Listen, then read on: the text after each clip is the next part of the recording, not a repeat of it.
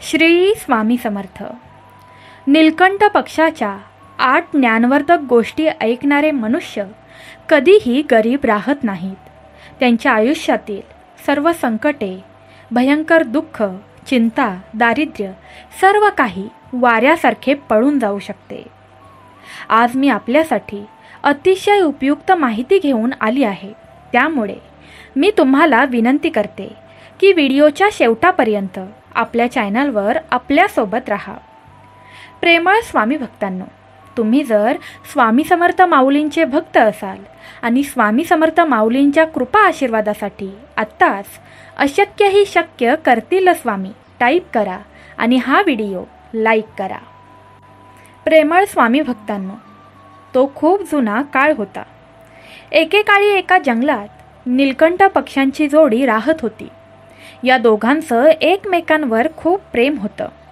नीलकंठ पक्षाची पत्नी जी होती ती जिज्ञासू स्वभावाची होती.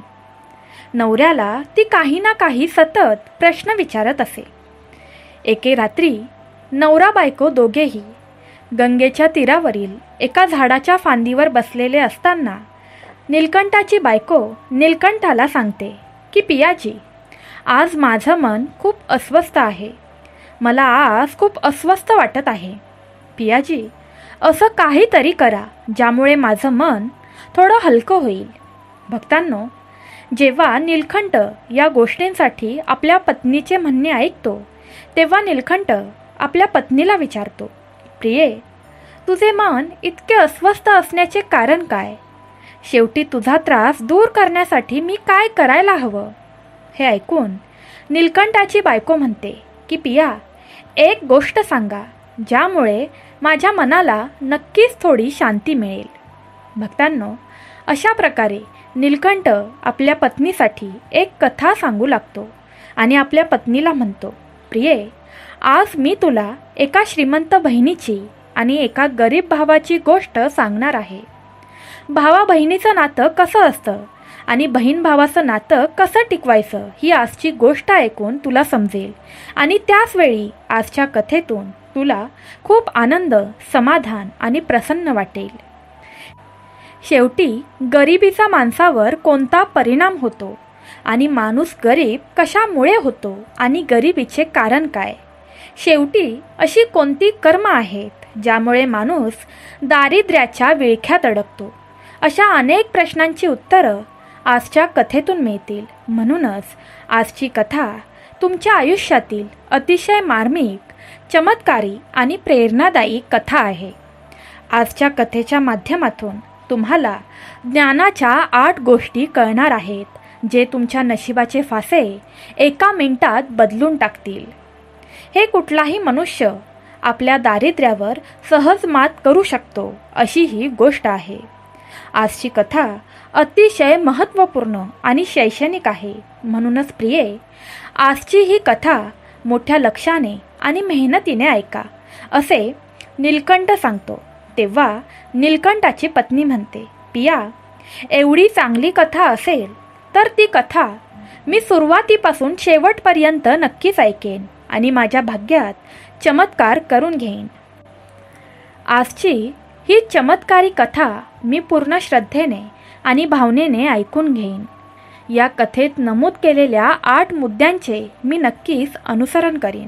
तर भक्तांनो, अशा प्रकारे नीलकंठ आपल्या पत्नीसाठी ही कथा सांगू लागतो. तो म्हणतो, अगं प्रिये, ही फार जुन्या काळाची गोष्ट आहे. एकेकाळी एका शहरात एक अतिशय श्रीमंत शेतकरी राहत होता. त्या शेतकऱ्याच्या घरी 2 जुळी मुले जन्माला येतात. या जुळ्या मुलांपैकी एक मुलगा आणि दुसरी मुलगी आहे. शेतकऱ्याने आपल्या मुलाचे नाव रोहित ठेवले होते आणि मुलीचं नाव माया ठेवलं होतं. इथे हळूहळू रोहित आणि माया मोठे होऊ लागतात आणि हळूहळू शेतकऱ्यांची दोन्ही मुलं खूप मोठी होतात. हळूहळू जेव्हा त्यांचे वय 21-18 या विभागासाठी पात्र ठरते तेव्हा शेतकऱ्याला आपल्या मुलांच्या विभागाची चिंता सतावू लागते. एके दिवशी तो शेतकरी आपल्या शेवेच्या शहरात गेल्यावर त्याला एका व्यापाऱ्याचा मुलगा आवडतो आणि त्या व्यापाऱ्याच्या मुलाबरोबर वाहून गेलेला शेतकरी आपल्या मुलीशी लग्न करतो. अशा तऱ्हेने माया वडिलांच्या घरून निघून सासरी जाते. इथे मुलीला निरोप दिल्यानंतर शेतकरी आपल्या मुलाच्या विभागाचा विचार करू लागतो. माझं घर झालं, माझं वय देखील झालं, आता मी माझ्या मुलाचंही लग्न लावून द्यायला हवं. माझ्या मुलाचे लग्न झाले तर मी माझे उरलेले आयुष्य माझ्या सुनेबरोबर राहून आरामात घालवीन. अशी कथा सांगितल्यावर नीलकंठ आपल्या पत्नीला सांगतो की हे प्रिये, देवाची लीला अतिशय हंद्राली आहे. देव कधी कुणाला श्रीमंत करेल आणि कधी कुणाला गरीब करेल हे कुणालाच कळणार नाही. असंच काहीसं त्या श्रीमंत शेतकऱ्याच्या बाबतीत घडलं. शेतकऱ्याचा मुलगा एक दिवस वडिलांना अशा प्रकारे पाहतो की त्याचे वडील एका भयंकर रोगाच्या वळख्यात अडकतात. वडिलांची अशी अवस्था पाहून तो शेतकऱ्याचा मुलगा खूप विचारात पडतो, नाराज होतो. एके दिवशी शेतकरी एका भयंकर रोगाच्या विळख्यात सापडतो. हे बघून त्याचा मुलगा खूप अस्वस्थ होतो.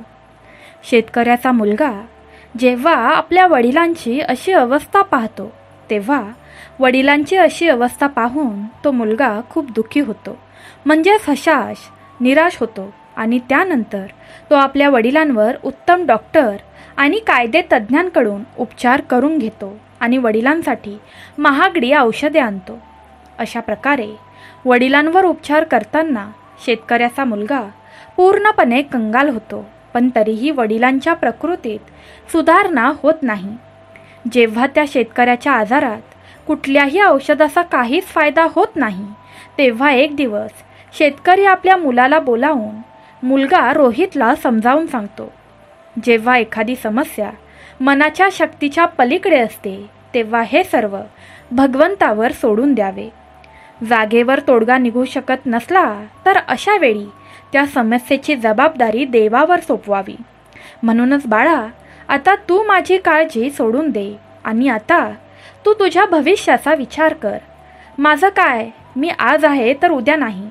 आज ना उद्या एक ना एक दिवस मला हे जग सोडून जावंच लागणार आहे. मग तुझं काय, आता तू माझी काळजी सोडून दे आणि लग्न कर. आणि वडिलांच्या तोंडून आपल्या घरासाठी, आपल्या भविष्यासाठी असे शब्द ऐकून पुन्हा रोहित विचारातच जातो. या गोष्टी ऐकून रोहित लगेचच गप्प होतो. तो काय करू शकतो? त्याच्या घरात जी काही बचत होती ती वडिलांच्या लाजेत आधीच खर्च झाली होती. तेव्हा तो म्हणतो, बाबा, तुम्हाला जे आवडेल तसे मी करीन. यानंतर तो गरीब शेतकरी आपल्या मुलाचे लग्न एका गरीब घरातील मुलीशी लावून देतो आणि लग्नानंतर काही दिवसांनी शेतकऱ्याचा मृत्यू होतो. येथे वडिलांच्या निधनानंतर रोहित आपल्या वडिलांचे अंत्यसंस्कार पूर्ण रीतिरिवाजांनी करतो. वडिलांच्या आजारपणासाठी रोहितचे घर, शेतकोठार आधीच विकले गेले होते आणि जी काही बचत शिल्लक राहिली होती ती वडिलांच्या अंत्ययात्रेत संपते. अशा प्रकारे रोहित खूप गरीब आणि अत्यंत गरीब बनतो. प्रेमळ स्वामी भक्तांनो, जेव्हा रोहित एक दिवस पूर्णपणे कंगाल होतो तेव्हा तो झोपडी बांधून आपल्या पत्नीसह गावाबाहेर राहू लागतो आणि इतरांच्या शेतात कष्ट करून तो पत्नी आणि आपल्या मुलांचे पोट भरू लागतो. तर दुसरीकडे एका श्रीमंत व्यापाऱ्याबरोबर लग्न झालेली रोहितची बहीण माया जेव्हा आपल्या भावाची अवस्था तिला समजते तेव्हा श्रीमंत बहीण आपल्या गरीब भावाचा तिरस्कार करू लागते. ती स्वतःच विचार करू लागते की माझा भाऊ आता पूर्णपणे दरिद्री झाला आहे. त्याचं घरदार विकलं गेलं असून आता त्याच्याकडे एकही पैसा शिल्लक राहिलेला नाही. अशा परिस्थितीत तो माझ्या सासरी आला तर त्याला पाहून माझे दीर, माझे जाऊबाई खूप अपमान करतील आणि माझं कुटुंब पूर्णपणे गरीब आहे अशी माझी खिल्ली उडवतील. अशा प्रकारे माझी खूप बदनामी होईल आणि याच कारणामुळे ती आपल्या सख्या भावासोबतचे नाते तोडते. माया स्वतःमध्ये इतका बदल करते की ना ती भावाच्या घरी जाते ना भावाला आपल्या घरी बोलवते. माझी बहीण माझा तिरस्कार का करते हे मायाचा भाऊ रोहितलाही चांगलेच ठाऊक झालेले होते. त्यामुळे रोहितही आपल्या बहिणीच्या सासरी कधीच जात नव्हता. अशा तऱ्हेने माया सासरच्या मंडळींसोबत खूप व्यवस्थित आणि आनंदी राहत होती. आयुष्य चालूच होते. रोहित कठोर परिश्रम करत होता आणि रोहितची पत्नीही त्याला खूप सपोर्ट करत होती.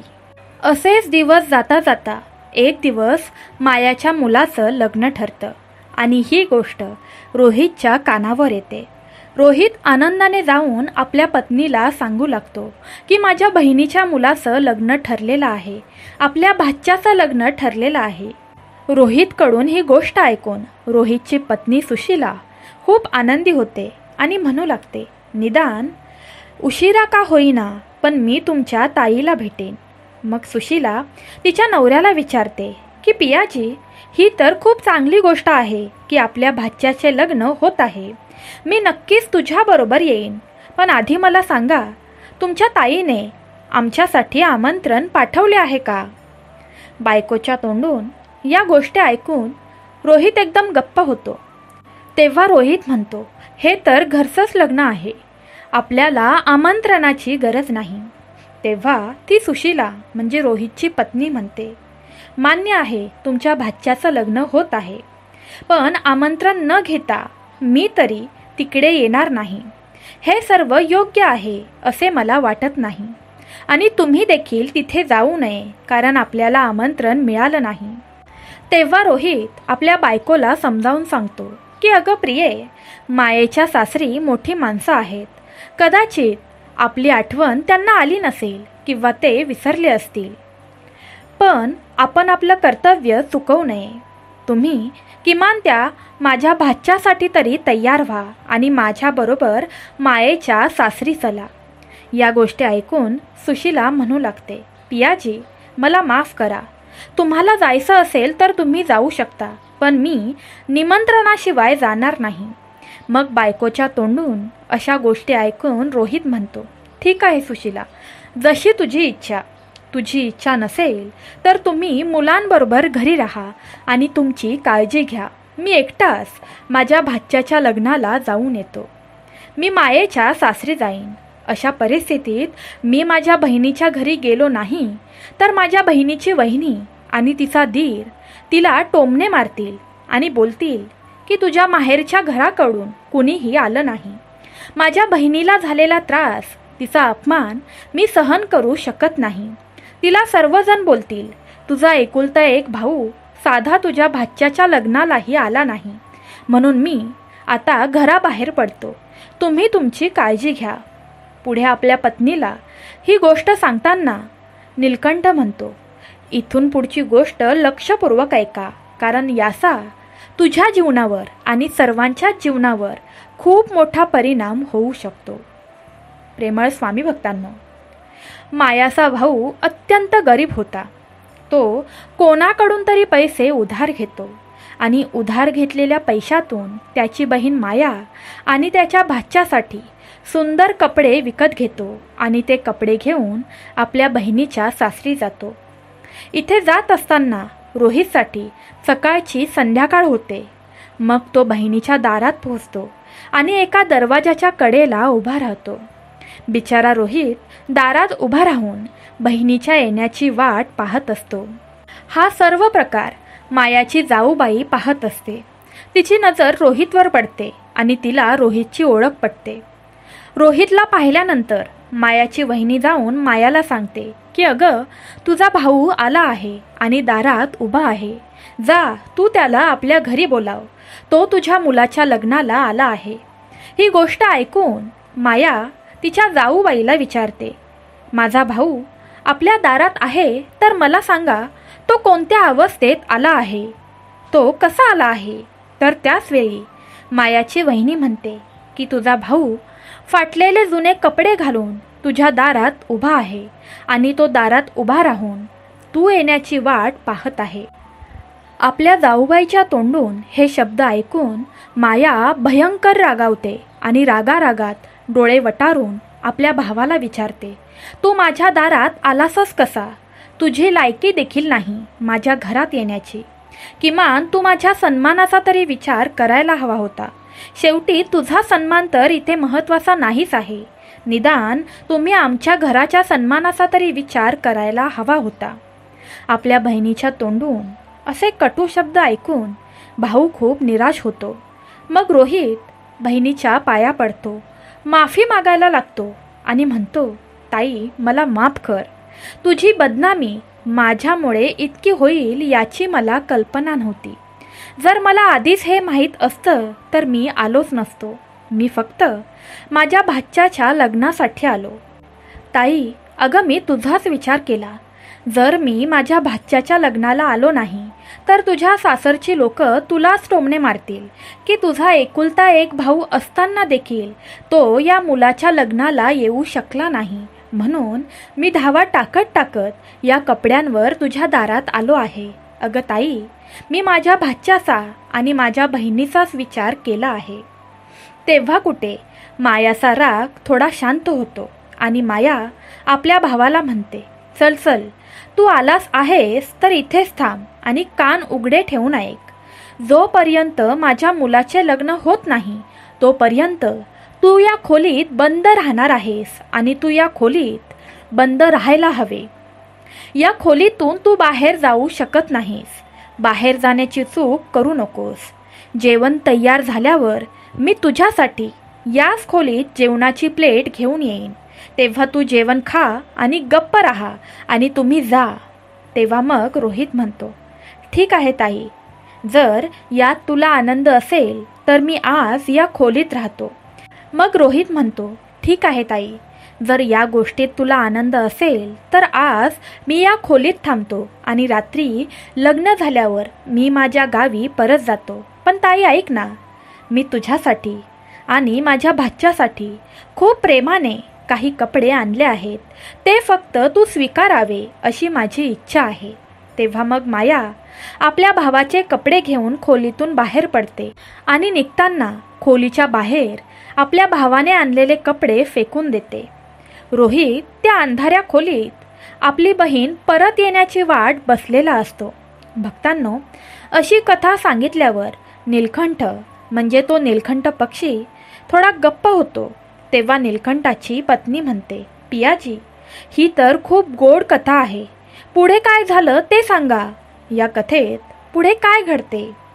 मग नीलकंठ पक्षी ही कथा पुढे चालू ठेवतो आणि म्हणतो, प्रिये, इथे तो रोहित त्या अंधाऱ्या खोलीत बसून आपल्या बहिणीच्या परत येण्याची वाट पाहत आहे की आज माझी बहीण मला जेवण घेऊन येणार आहे. तो खूप आनंदी असतो की आज आपल्या बहिणीच्या हाताने आपल्याला जेवायला मिळणार आहे. आज मला स्वादिष्ट पदार्थ खायला मिळणार आहे. दुसरीकडे त्या मायाने आपल्या भावाला खोलीत बंद केलेले असते. ती घरगुती कामे आणि व्यवसायात गुंतलेली असते. ती लग्नाच्या गडबडीत आपण आपल्या भावाला एका खोलीत बंद केले आहे ही गोष्ट विसरूनच जाते आणि तिला ही गोष्ट आठवत देखील नाही. इथे मायाचा भाऊ खोलीत बंद असतो आणि आता त्याला भूक लागलेली असते. तो त्याच्या बहिणीच्या परत येण्याची वाट पाहत असतो. जसा जसा वेळ निघून जातो तसं भूक आणि तहान लागल्याने रोहित रडू लागतो. त्याच्या डोळ्यातून अश्रू वाहू लागतात. त्याची प्रकृतीही बिघडू लागते आणि मग रोहित आपल्या बहिणीला आवाज द्यायला सुरू करतो. पण त्याचा आवाज कोणीही ऐकत नाही. अशा तऱ्हेने या अंधाऱ्या खोलीत पडलेल्या रोहितसाठी एक नाही तर 3 दिवस उलटून जातात. पण तिथे पाहायला कुणीही येत नाही. इथे रोहितला आपल्या पत्नीची आणि मुलांची आठवण येऊ लागते. रोहित विचार करतो की आता जर कुणीच आले नाही तर या बंद खोलीत मी मरून जाईन आणि जर मेलो तर माझ्या पत्नी आणि मुलांचे काय होईल? माझ्या गैरहजेरीत माझी बायको आणि माझ्या मुलांचे संगोपन कोण करेल? आणि रोहितला खूप भीती वाटू लागते आणि रोहित हळूहळू बेशुद्ध पडू लागतो. आणि अचानक त्या खोलीजवळ मायाची वहिनी येते आणि मायाच्या वहिनीला हे सर्व बघून खूप वाईट वाटते. ती खोलीचा दरवाजा उघडते आणि रोहितला सांगते की दादा, तुमच्या बहिणीला तुमची आठवण आली नाही. मी आता दरवाजा उघडला आहे तर आता तुम्ही तुमच्या गावी परत जावे अशी मी विनंती करते. आणि हे ऐकून रोहित आपल्या गावी परत जायला निघतो. त्याच्या अंगामध्ये क्षमता नसते, तो पूर्णपणे अशक्त झालेला असतो. पण आपल्या पत्नीसाठी आणि मुलांसाठी रोहित पुन्हा नव्याने आपल्या मुलांना भेट देण्यासाठी, आपल्या पत्नीला भेट देण्यासाठी चालायला लागतो आपल्या गावच्या दिशेने. आणि अशा प्रकारे 3 दिवस उपाशी आणि तहानलेला गरीब रोहित आपल्या घराकडे जायला निघतो. शेवटी चालताना तो बराच पल्ला गाठतो आणि त्या रोहितला चक्कर येऊ लागते. ज्यावेळी रोहितचे डोके फिरू लागते आणि त्याच वेळी तो जमिनीवर पडणार असतो आणि मग अचानक कुठून तरी एक म्हातारी आई येते आणि रोहित पडण्याआधीच ती म्हातारी आई रोहितला वाचवून त्याची काळजी घेते. प्रेमळ स्वामी भक्तांनो, काही तासांनी रोहित पुन्हा भानावर येतो. तेव्हा रोहित स्वतःला पाहतो, तेव्हा तो वृद्ध आईच्या मांडीवर पडून आहे आणि म्हातारी आई बेजना घेऊन पंख्याने त्याला हवा घालत आहे असे त्याला समजते. अचानक रोहित उभा राहतो आणि उभा राहिल्यावर त्या म्हाताऱ्या आईला वंदन करतो. विचारतो, हे माते, तू कोण आहेस? तेव्हा ती म्हणते, मला तुझी आई समज, तू इथे बेशुद्ध होऊन पडणार होतास. अशी गोष्ट सांगितल्यानंतर नीलकंठ पक्षी थोडी विश्रांती घेतो आणि विश्रांती घेऊन नीलकंठ आपल्या पत्नीला उरलेली गोष्ट सांगू लागतो. नीलकंठ पुढे म्हणतो, हे प्रिये, ऐक. बिचारा रोहित म्हाताऱ्या आईच्या मांडीवर पडून असतो. म्हातारी आई ही दैवी माता असते. इथे रोहितची पत्नी सुशीला रोज ज्या देवी मातेची पूजा करत असते तीच ती देवी असते. ती सुशीला पूर्ण श्रद्धेने त्या देवी मातेची सेवा करत होती, तिची पूजा करत होती.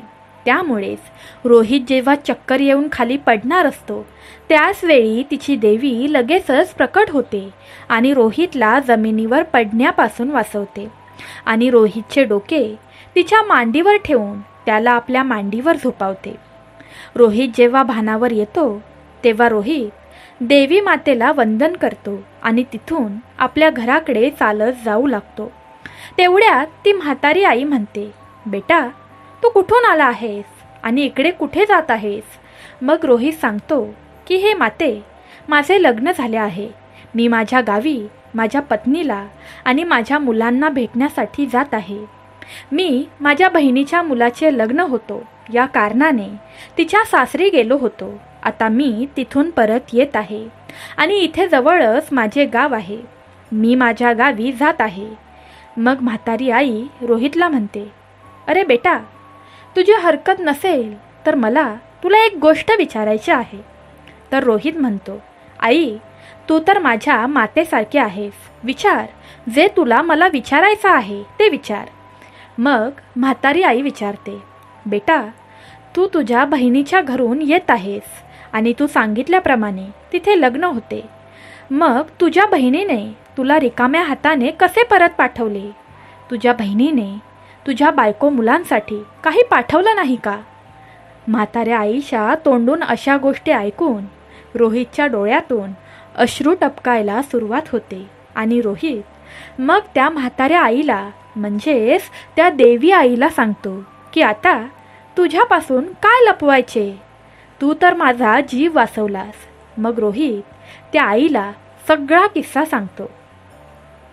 जे त्याच्यासोबत घडले होते ते कशा प्रकारे घडले हे सर्व तो त्या मातेला सांगतो. अशा तऱ्हेने रोहितच्या तोंडून सर्व प्रसंग ऐकून ती म्हातारी आई म्हणते, बाळा, आता तू कशाचीही चिंता करू नकोस. जे झालं ते तू विसरून जा आणि इथून काही अंतरावर माझी बाग आहे. त्या बागेत अनेक प्रकारची फळे आहेत. तुम्ही त्या बागेत जाऊन तुमचे पोट भरा. कारण बाळा, तू 3 दिवसांपासून काहीच खाल्लेलं नाही आणि तुझं पोट भरलं की तू तुझ्या बायको आणि मुलांसाठी देखील काही फळे काढायला विसरू नकोस. फळे अनेक प्रकारचे आहेत. तुला हवी तितकी फळं तू तुझ्या पत्नी आणि मुलांसाठी घेऊन जा. आणि जेव्हा तुझी पत्नी किंवा मुलं विचारतील की तुम्ही आमच्या आत्याच्या घरून, तुमच्या बहिणीच्या घरून काय आणले, तेव्हा तुम्ही सांगा की ही फळे माझ्या बहिणीने तुम्हाला दिलेली आहेत. अशा प्रकारे रोहित त्या मातेच्या आज्ञेचे पालन करतो आणि त्या आईच्या बागेत जातो. तो त्याचे पोट भरेपर्यंत ती फळं खातो आणि काही फळं आपल्या पत्नीसाठी आणि मुलांसाठी देखील घेतो. मग रोहित त्या मातेला भेटण्यासाठी पुन्हा त्याच जागेवर येतो आणि त्या आईला सांगू लागतो की तुझे खूप खूप धन्यवाद. आता ही फळे मी माझ्या पत्नीसाठी आणि मुलांसाठी घेऊन जातो. तुझे उपकार मी काहीही करून फिटणार नाहीत. तुझा आशीर्वाद माझ्यावर सदैव असू दे.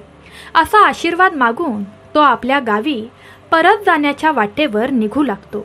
तेवढ्यात ती माता म्हणजे ती देवी म्हणू लागते, हे बाळा, तू खूप परिश्रम केले आहेस, पण जाता जाता माझ्या या 8 गोष्टी तू ऐकून जाव्यास असे मला वाटते, कारण या 8 गोष्टी तुझ्या भाग्यात चमत्कार करू शकतात.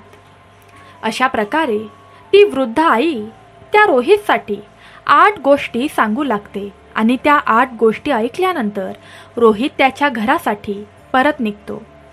जेव्हा रोहित फळांनी भरलेल्या त्या बॅगसह त्याच्या घरी पोहोचतो, तेव्हा रोहितची लहान लहान मुलं आणि रोहितची पत्नी रोहित जवळ येतात आणि विचारू लागतात की बाबा, आमच्या आत्याने आमच्यासाठी काय पाठवले आहे का?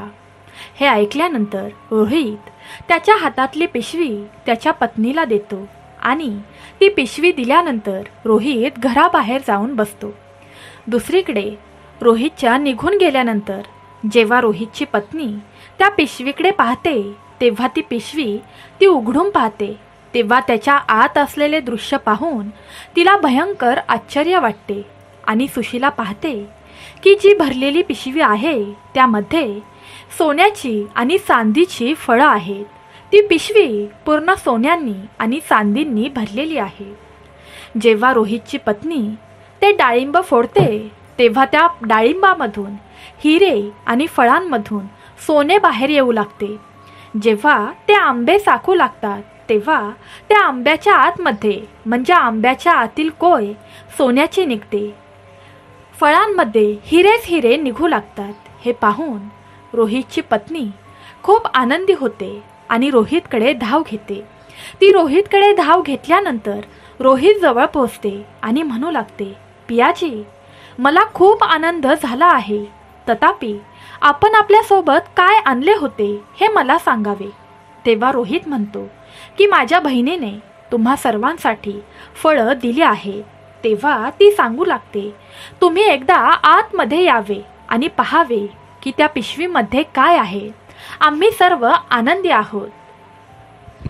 आपल्या पत्नीचे हे बोल ऐकून रोहितला असं वाटू लागतं की कदाचित माझ्या पत्नीला आणि माझ्या मुलांना माझा राग आला असावा, कारण त्या पिशवीत फक्त फळं आहेत.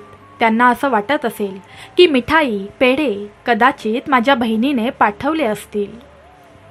मग रोहित त्याच्या घरच्यांना सांगतो की माझ्या लाडक्या बहिणीने जे पाठवले आहे ते मी तुम्हाला आणून दिले आहे. रोहित म्हणतो, आता पिशवीत जे काही आहे ते मुलांसाठी समप्रमाणात वाटून द्या. तेव्हा त्याची पत्नी म्हणते, सर्वप्रथम तुम्ही आपल्या घरी जाऊन पाहावे की तुमच्या बहिणीने आपल्यासाठी काय पाठवले आहे. सुशीला आपल्या पत्नीला घेऊन आपल्या घरी जाते आणि सांगते, जरा बघा तुमच्या बहिणीने आपल्यासाठी काय पाठवले आहे. आणि एवढं बोलून सुशीला ती फळांनी भरलेली पिशवी रोहितच्या समोर ठेवते. पिशवी उलटताच पिशवीच्या आतून हिरे, मोती, सोने, चांदी सर्व काही बाहेर पडू लागतं. सुशीला म्हणते, हे पिया, शेवटी तुमच्या बहिणीचं प्रेम मला दिसलंच. तुमच्या बहिणीने आपलं नशीब बदललं. फळांमध्ये लपवून ठेवलेले हिरे, मोती त्यांनी आपल्यासाठी, आपल्या मुलांसाठी पाठवले आहेत. हे सर्व दृश्य पाहून रोहितला समजतं की मला वाटेत भेटलेली म्हातारी आई ही केवळ सामान्य आई नव्हती, ती सामान्य स्त्री नव्हती. ती म्हातारी आई होती, पण ती देवी होती. पण रोहित आपल्या पत्नीला आणि मुलांना याबद्दल काहीच सांगत नाही आणि मनातल्या मनात रोहित त्या देवी आईचे आभार मानतो. अशी कथा सांगितल्यावर नीलकंठ इथे थोडी विश्रांती घेतो आणि मग पुढची कथा आपल्या पत्नीला सांगू लागतो आणि म्हणतो, प्रिये, अशा तऱ्हेने जेव्हा रोहितला भरपूर पैसे मिळतात आणि रोहित पुन्हा पूर्वीसारखा श्रीमंत होतो, तेव्हा काही काळानंतर रोहित आपल्या पत्नी आणि मुलांसाठी एक छान आलिशान महाल बांधतो आणि मोठ्या वैभवाने राजा महाराजांसारखा त्या राजवाड्यात राहू लागतो. आणि असे वैभव पाहून सर्व शहरातील लोकही रोहितच्या वैभवाचा मान राखू लागतात. हळूहळू जेव्हा रोहितचा राजवाडा तयार होतो, राजा महाराजांसारखा शांत आणि मोह असतो, तेव्हा एक दिवस रोहितची बायको सुशीला तिच्या नवऱ्याला सांगते, पियाजी, आता श्रावण महिना येणार आहे आणि या महिन्यात सर्व स्त्रिया आपल्या वडिलांच्या घरी जातात. भक्तांनो, सुशीला आपल्या पतीला सांगते की तुम्ही देखील आपल्या बहिणीला घरी घेऊन या. मला तुमच्या बहिणीची सेवा करायची आहे. आज त्यांच्यामुळे आपलं सर्व हे जे काही आहे ते सर्व त्यांच्यामुळेच आहे. त्यामुळे माझी मनापासून खूप इच्छा आहे की तुमच्या बहिणीने आपल्या घरी यावं. त्याचबरोबर सुशीला आपल्या पतीला तुमच्या बहिणीसाठी कोणती ना कोणती त्यांच्या आवडीची बक्षिसं आणायला सांगते. त्यांना बऱ्याच काही भेटवस्तू आणायला सांगते आणि आपल्या पत्नीने सांगितल्याप्रमाणे रोहित देखील बाजारातून आपल्या लाडक्या बहिणीसाठी त्याच्या पत्नीने जे काही सांगितलं होतं ते सर्व काही आणून ठेवतो. भक्तांनो, मग रोहित आपल्या बहिणीला माहेरी आणण्यासाठी तिच्या सासरी पोचतो. तेव्हा तो खूप आनंदी असतो. मोठ्या आनंदाने आणि लाडाने तो आपल्या बहिणीला आणण्यासाठी तिच्या सासरी पोचतो. तिच्या सासरी पोचल्यावर नेहमीप्रमाणे जाऊबाई तिच्या भावाला म्हणजेच मायाच्या भावाला रोहितला दारात बघते आणि पळत जाऊन तिच्या बहिणीला सांगते की माया, तुझा भाऊ आलेला आहे, तुला घेण्यासाठी तुझा भाऊ आलेला आहे. पण तेव्हा माया नकार देते. ती म्हणते की भिकारी माझा भाऊ असू शकत नाही. भक्तांनो, माया असे म्हणत होती कारण माया यावेळी देखील आपल्या भावाला भिकारीच मानत होती. पण जेव्हा तिची वहिनी सांगते की अगं माया, तुझा भाऊ आज भिकाऱ्यासारखा आला नाही, तर तो राजा महाराजांसारखा आला आहे. आपल्या भावाकडे पाहून तो एखाद्या देशाचा राजा किंवा सम्राट आहे असे वाटतो. तुझ्या भावाच्या भोवती सैनिक गुंतलेले आहेत आणि आता तो आपल्या दारात उभा आहे. तुम्ही एकदा जाऊन तर बघा. मग जेव्हा माया आपल्या वहिनीच्या तोंडून या गोष्टी ऐकते, तेव्हा तिला आपल्या वहिनीच्या बोलण्यावर कोणत्याही प्रकारचा विश्वास बसत नाही आणि सत्य जाणून घेण्यासाठी ती आपल्या भावाचा शोध घेऊ लागते. माया आपल्या भावाचे रूप पाहतच, भावाचे सौंदर्य पाहूनच अचंबित होते आणि कालपर्यंत माझा भाऊ भिकारी होता आणि आज असा चमत्कार कसा घडू शकतो असा विचार ती मनात करू लागते. त्याच्याकडे नीट परिधान करण्यासाठीही कपडे नव्हते. मग त्याचे नशीब अचानक कसे बदलले? त्यानंतर रोहितची बहीण मोठ्या आनंदाने आरतीची थाळी सजवून भावाची आरती करू लागते आणि मग माया आदराने भावाला आपल्या घरी घेऊन जाते आणि भावाला म्हणते, हे भाऊ, कृपया मला माफ कर. माझ्यामुळे तुम्हाला खूप त्रास सहन करावा लागला आहे. बहिणीच्या तोंडून या सर्व गोष्टी ऐकून रोहित म्हणू लागतो की माफ करण्याचा प्रश्न येतच नाही. त्यावेळी आमचे दिवस असेच होते. तुझ्या चुकांबद्दल मी तुला आधीच क्षमा केले आहे. ताई, आता या गोष्टी सोडून दे आणि माझ्याबरोबर जाण्याची तयारी कर. माझ्या पत्नीला, माझ्या मुलांना त्यांची आत्या बघायची आहे आणि माझ्या पत्नीला तिची नणंद बघायची आहे. चल, आता तू तयार हो. आज मी तुला बोलवायला आलो आहे. आता तू माझ्याबरोबर तुझ्या माहेरी येणार आहेस. तुझ्या वहिनीने मला घ्यायला तुझ्या घरी पाठवले आहे. तुझ्या वहिनीनेच तुला आणायला इथे पाठवले आहे. हे ऐकून माया आनंदाने भावाच्या घरी जाण्याची तयारी करू लागते आणि तयार होऊन माया आपल्या भावाच्या रथात बसते. अशा तऱ्हेने रोहितची बहीण माया आपल्या भावाचा महिमा पाहून लगेचच तिच्या घरी माहेरी पोहोचते आणि स्तब्ध उभा राहते. इथे मायाला एक भव्य आलिशान राजवाडा आणि राजवाड्याच्या आत जे दिसतं ते पाहून मायाचे डोळेच बंद होतात. एक प्रकारचे नोकर स्वच्छेने गुंतलेले असतात आणि इतरांची दुकाने भरलेली असतात. आपल्या भावाचा एवढा महिमा पाहून माया आश्चर्यचकित होते. रोहितची बहीण माया पूर्णपणे चमत्कार पाहून आश्चर्यचकित झालेली असते आणि रोहितची पत्नी देखील मायाला म्हणजेच रोहितच्या बहिणीला पाहून खूप आनंदी होते आणि खूप मोठ्या प्रेमाने तिचे स्वागत करून तिची सेवा करते. ती दिवसभर तिला पाळण्यावर बसवून ठेवते. रोहितची पत्नी सुशीला, तिला हेच वाटत असतं की ही जी श्रीमंती आहे, हे सर्व जे काही मिळालं आहे ते फक्त आणि फक्त मायामुळे म्हणजेच रोहितच्या बहिणीमुळे मिळालं आहे. भक्तांनो, रोहितने आपल्या प्रगतीचे सत्य आपल्या बायकोला कधीच सांगितले नव्हते. हे सर्व मायामुळे नाही तर त्या वृद्ध देवी मातेच्या आशीर्वादाने आपल्याला मिळाले आहे. कारण मित्रांनो, रोहितची पत्नी सुशीला यांना याची काहीच माहिती नव्हती. या सर्व कारणामुळे सुशीला आपल्या नंदेची खूप सेवा करत होती आणि आपल्या नंदेची खूप काळजी घेत होती. काही दिवसांनी रोहितची बहीण माया सासरी जायला निघते. सासरी जाण्याची वेळ ठरल्यावर रोहितची पत्नी सुशीला आपल्या नवऱ्याला सांगते की उद्या तिची बहीण सासरी जाईल, त्यामुळे तुम्ही बाजारात जाऊन बाजारातून त्यांच्यासाठी भेटवस्तू घेऊन या. आपण त्यांना काही ना काही भेटवस्तू द्यायला हवी. आज त्यांच्यामुळे आपल्याला स्वर्ग पाहायला मिळालेला आहे. अशा प्रकारे रोहितची पत्नी त्याच्या बहिणीसाठी बाजारातून काही ना काही उत्तम भेटवस्तू ननंदेला आणायला सांगते. तेव्हा मग रोहित बाजारात जातो आणि बाजारात तो एका बुटं बनवणाऱ्या माणसाजवळ म्हणजेच मोचीजवळ जातो. त्या मोचीला रोहित म्हणतो, हे मोची दादा, मला अशी बुटं बनवून द्या की ती बुटं बोलणारी असतील आणि ही बुटं माझ्या बहिणीला भेटवस्तू म्हणून मला द्यायची आहेत. त्यामुळे कितीही पैसे लागले तरी चालतील, पण मला तुम्ही बोलणारी बुटं बनवून द्या. तेव्हा मोचे म्हणतो की दादा, मी तुम्हाला बोलणारी बुटं नक्कीच बनवून देईल, पण तुम्हाला खूप किंमत मोजावी लागेल. तेव्हा रोहित म्हणतो, हे मोची दादा, कितीही मोठी किंमत मोजायला मी तयार आहे, पण तुम्हाला माझ्या बहिणीसाठी बोलणारी बुटं तयार करावी लागतील आणि त्या बुटांमध्ये मी तुम्हाला आता ज्या 8 गोष्टी सांगणार आहे त्या 8 गोष्टी ही बुटं बोलत राहिली पाहिजे. जेव्हा जेव्हा माझी बहीण ही बुटं घालेल तेव्हा ही बुटं मी सांगितलेल्या या 8 गोष्टी बोलत राहिले पाहिजेत. असं तुम्ही मला करून देऊ शकता का?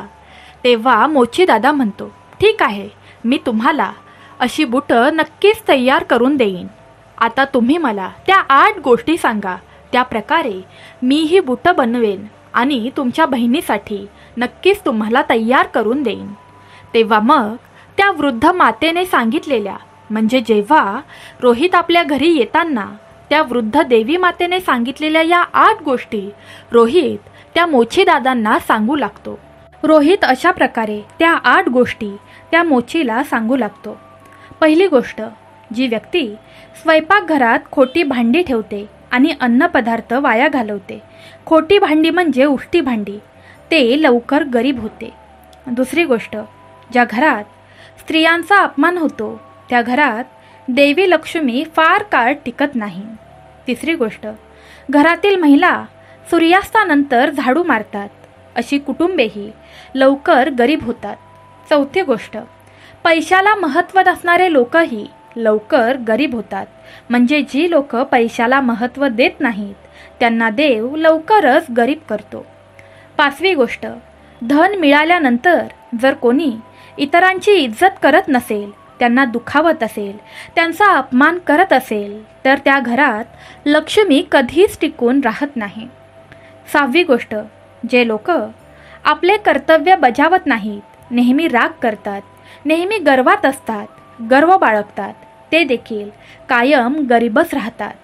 सातवी गोष्ट, अज्ञानी व्यक्तीला नेहमीच गरिबीचा सामना करावा लागतो. आठवी गोष्ट, ज्ञान हे सर्वात मोठे शस्त्र आहे आणि जो आळशी असतो तो नेहमीच गरीब असतो. या गोष्टींद्वारे मायाला तिने पैसा आणि गर्व यापासून दूर राहावे हे समजवण्याचा प्रयत्न रोहितने केलेला असतो. आणि मग या सर्व गोष्टी सांगून रोहित मोचीदादांना म्हणतो, दादा, तुम्हाला अशा 8 गोष्टी सांगणारे शूज तयार करावे लागतील. माझ्या बहिणीसाठी मी कितीही मोठी किंमत मोजायला तयार आहे. ज्या 8 गोष्टी सांगतील त्यामुळे माझ्या बहिणीला लक्षात येईल, तिची चूक तिला कळेल आणि मग लक्षात येईल की पैशाच्या अहंकारातून मी माझ्या भावाचा असा अपमान करायला नको होता. मग नीलकंठ आपल्या बायकोला म्हणतो की हे प्रिये, अशा प्रकारे मोचीकडून आपल्या बहिणीसाठी हिरे मोती जडलेले आणि सोन्या आणि चांदीचे शूज रोहित आपल्या बहिणीसाठी बनवून घेतो आणि ते शूज आपल्या बहिणीला भेटवस्तू म्हणून देतो. सोन्या चांदीचे शूज मिळाल्यानंतर मायेचा चेहरा आनंदाने फुलतो. त्यानंतर माया आपल्या भावाची सुट्टी घेऊन सासरी जाते. इकडे माया सासरच्या घरी पोहोचते आणि मायाची जाऊबाई विचारू लागते, तू तुझ्या माहेरून म्हणजे तुझ्या भावाच्या घरून आली आहेस. तुझ्या भावाने तुला काय भेटवस्तू दिल्या? मग आपल्या भावाने आपल्या मेहुणाला, जेठानीला, सासूला, सासऱ्यांना, भावांना दिलेली भेटवस्तू दाखवते आणि त्याचबरोबर ते बुटं म्हणजे रोहितने दिलेले शूज दाखवते. तेव्हा माया सांगते की माझ्या भावाने मला भेटवस्तू म्हणून ही बुटं दिलेली आहेत. मग मायाची जाऊबाई म्हणते, तुझ्या भावाने अतिशय सुंदर बुटं घेतलेली आहेत, तू ती मला घालून चालून दाखव. मग माया देखील आपल्या जाऊबाईंचा आदेश पाळते आणि ती बुटं घालून आपल्या जाऊबाईंना चालून दाखवते. आणि जेव्हा माया ती बुटं घालून चालते तेव्हा ती बुटं त्या 8 गोष्टी बोलू लागतात. मोचीदादांनी तसेच बनवून म्हणजे रोहितनी त्या मोचीदादांकडून ती बुटं बनवून घेतलेली असतात. जेव्हा त्या 8 गोष्टी बुटं बोलू लागतात, माया या सर्व गोष्टी ऐकते. हे ऐकून माया लाजेने मान खाली झुकवते आणि तिला भावाची आठवण येते आणि भावाच्या आठवणीत ती खूप रडायला लागते. तेव्हा जाऊबाई विचारते, हे माया, काय झालं? तू अचानक रडायला का लागलीस? त्यामुळे माया आपल्या वहिनीला सर्व काही सांगते. तेव्हा माया आपल्या जाऊबाईंना सांगू लागते की ताई, पैशाच्या अभिमानाने मी माझ्या भावाला खूप वाईट बोलली. मी माझ्या भावासाठी कधी 1 ग्लास पाणीही दिले नाही. माझ्या भावाने मला किती मौल्यवान शूज बनवून दिले आहे. आता मी स्वतःचा तिरस्कार करते आहे. मला आता जगायचंच नाहीये. मग मायाची वहिनी म्हणजे जाऊबाई तिला समजावू लागते, झालं गेलं ते विसरून जा, जाऊ दे. यापुढे लक्षात ठेव, कोणाशीही अशी वागू नकोस. कारण जी व्यक्ती धनसंपत्तीचा अभिमान बाळगते, देवी लक्ष्मी तिच्यापासून कायमची निघून जाते. म्हणूनच तुम्ही तुमच्या भावानी सांगितलेल्या या 8 गोष्टी नेहमी लक्षात ठेवल्या पाहिजे. मग मायाची जाऊबाई या 8 गोष्टी पुन्हा नव्याने मायाला सांगू लागते. पहिली गोष्ट, जी व्यक्ती स्वयंपाकघरात उष्टी भांडी ठेवते आणि अन्नपदार्थ वाया घालवते ती लवकरच गरीब होते. दुसरी गोष्ट, ज्या घरात अपमान होतो, पाहुण्यांचा अपमान होतो, त्या घरात देवी लक्ष्मी फार काळ टिकत नाही. तिसरी गोष्ट, ज्या घरातील महिला सूर्यास्तानंतर झाडू मारतात अशी कुटुंबेही लवकरच गरीब होतात. चौथी गोष्ट, पैशाला महत्त्व नसणारे लोकही लवकरच गरीब होतात. पाचवी गोष्ट, धन मिळाल्यानंतर जर कोणी इतरांची इज्जत करत नसेल, गरिबांना दुखावत असेल, तर तिथून लक्ष्मी माता रागाने निघून जाते. सहावी गोष्ट, जे लोक आपले कर्तव्य बजावत नाहीत ते देखील लवकरच गरीब होतात.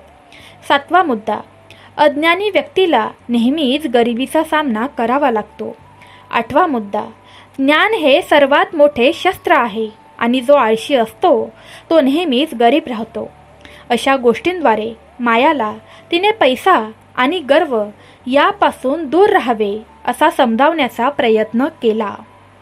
तसंच ज्या घरातील लोक आपल्यापेक्षा मोठ्या असणाऱ्या व्यक्तींचा अपमान करत असतील, त्यांची इज्जत, त्यांची किंमत करत नसतील, तर त्या घरातून लक्ष्मी माता त्वरित निघून जाते. तसंच जे मनुष्य आपल्या दारात आलेल्या भिकाऱ्याला किंवा एखाद्या व्यक्तीचा अपमान करून त्यांना खाली हात रिकामे पाठवत असतील तर असे व्यक्ती लक्ष्मी मातेला आवडत नाहीत आणि त्यामुळे लक्ष्मी माता त्यांचं घर सोडून रागाने निघून जाते. अशा प्रकारे नीलकंठ पक्षी आपल्या पत्नीला म्हणतो की हे प्रिये, आत्तापर्यंत घडलेल्या प्रसंगानुसार अशा प्रकारे मायाच्या जाऊबाईंनी आणि त्या बुटांनी 8 गोष्टी मायाला सांगितलेल्या असतात आणि या 8 गोष्टींमुळे माया स्वतःला पूर्णपणे बदलून टाकते. तिला समजून चुकलेले असते की श्रीमंती आज आहे तर उद्या नाही, गर्व करून काहीच होणार नाही. परमेश्वर, भगवंत, परमात्मा, स्वामी कधीही काहीही करू शकतात. अशक्य ही गोष्ट शक्य होऊ शकते.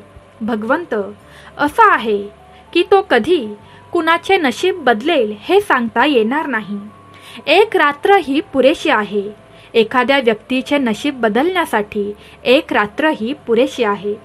तिला ही गोष्ट देखील समजते की पैशांचा गर्व बाळगून कधीच कुणाचा अपमान किंवा कुणाला कमी लेखू नये. बघणारा परमेश्वर आहे. परमेश्वर एका रात्रीत देखील भक्ताचं नशीब बदलू शकतो, त्याच्या भाग्यात चमत्कार करू शकतो. तर प्रेमळ स्वामी भक्तांनो, अशी होती आजची कथा. आजची कथा तुम्हाला कशी वाटली हे नक्की आम्हाला कमेंट करून सांगा. आजच्या कथेमध्ये मी काही बोलायला चुकली असेल किंवा माझे काही शब्द चुकीचे निघाले असतील तर त्यासाठी मी क्षमस्व आहे. प्रेमळ स्वामी भक्तांनो, तुम्ही जर आपल्या चॅनलवर नवीन असाल तर आपल्या आम्ही स्वामी भक्त या यूट्यूब चॅनलला नक्कीच सबस्क्राईब करा. तसंच आपल्या कमेंट बॉक्समध्ये श्री स्वामी समर्थ माऊलींचा जयघोष करायला विसरू नका. आपल्या चॅनलला सबस्क्राईब करून त्या घंटी दाबायला विसरू नका, जेणेकरून आपल्या पुढच्या व्हिडिओचं नोटिफिकेशन तुम्हाला लवकरात लवकर मिळू शकेल. सर्वांनी तुमची काळजी घ्या. श्री स्वामी समर्थ. जय जय स्वामी समर्थ.